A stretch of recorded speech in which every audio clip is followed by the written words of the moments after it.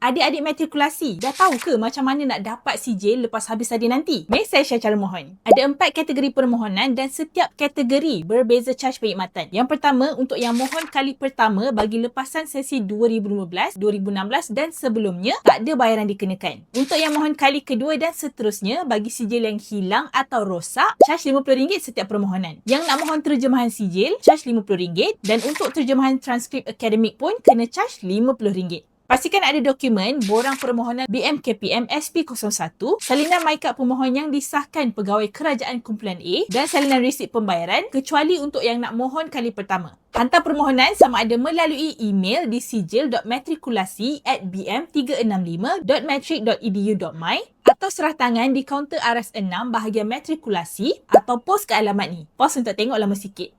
Kalau sijil dah siap, korang akan dapat email makluman untuk ambil sendiri secara serahan tangan. Settle.